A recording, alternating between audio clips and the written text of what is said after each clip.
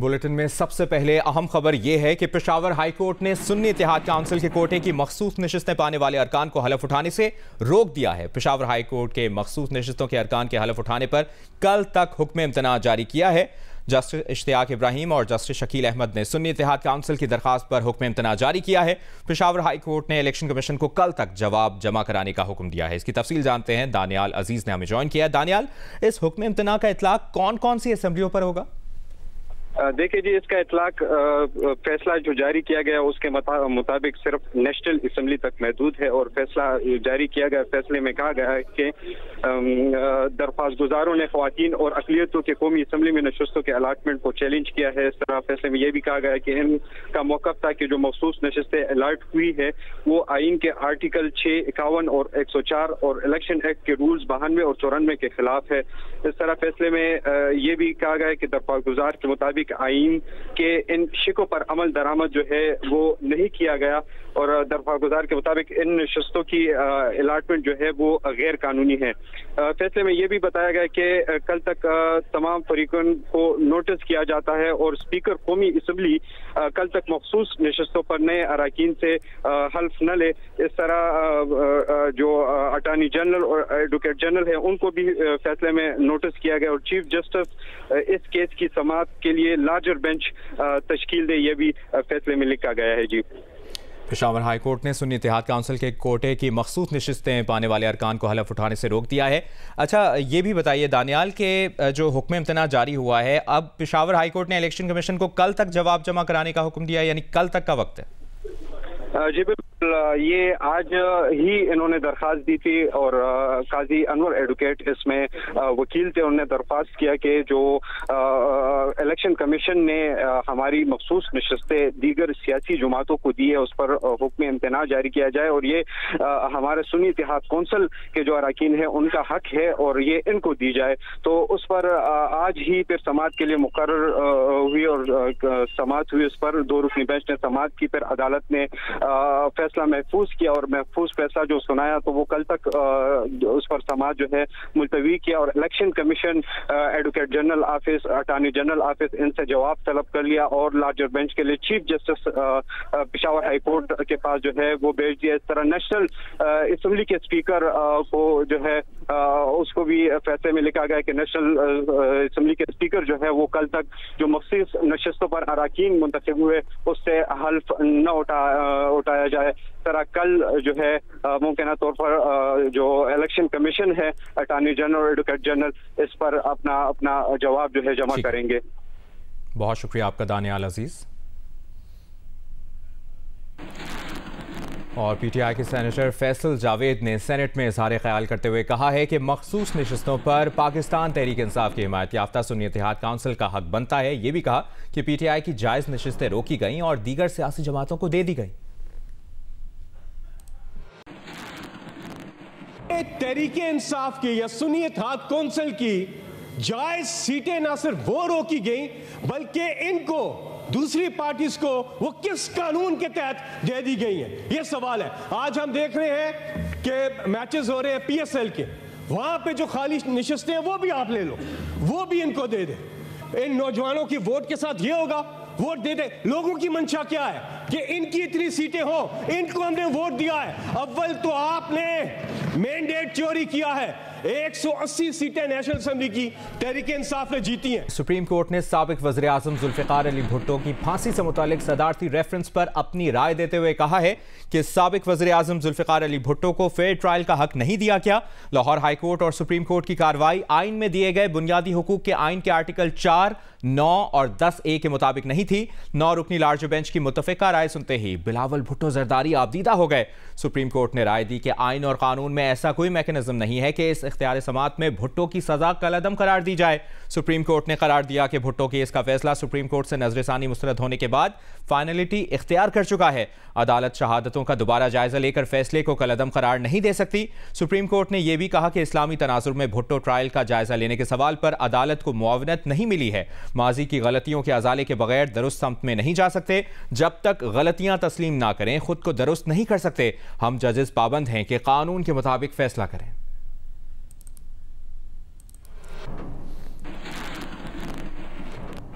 Zulfikar Ali Bhutto reference में supreme court की राय पर बिलावल भुट्टो ने रद्द अमल में कहा कि आज सुप्रीम कोर्ट ने तारीखी फैसला सुना दिया है, तफसीली फैसले के मुंतज़िर रहेंगे। मीडिया से गुफ्तगू में बिलावल ने मजीद कहा कि अदालत ने यह बात तस्लीम कर ली है कि कायदे अवाम जुल्फिकार अली भुट्टो को फेयर ट्रायल का हक नहीं मिला। आज सुप्रीम कोर्ट ऑफ पाकिस्तान ने एक तारीखी फैसला सुना दिया है। अदालत ने ये माना है कि कायदे अवाम शहीद जुल्फिकार अली भुट्टो को फेयर ट्रायल नहीं मिला। जुडिशरी ने ये वाज़े कहा कि हमें अपने माजी के गलतियों को दुरुस्त करने के लिए ये फ़ैसला सुना रहे हैं 44 ईयर्स के बाद। अब जबकि तारीख़ दुरुस्त होने जा रहे हैं, इंशाअल्लाह ताला आगे जाके अब हम तरक्की कर सकेंगे, चाहे वो हमारा जमहूरी निज़ाम हो या ये अदालती निज़ाम हो। इस इदारा से जो इंसाफ का उम्मीद होना चाहिए था, इस दाग की वजह से बड़ा मुश्किल था पाकिस्तान की आम आदमी के लिए कि वो ये समझे कि उनको इस इदारा से इंसाफ मिलेगा। अगर कायदे अवाम जैसा शख्स को इंसाफ नहीं मिला हो।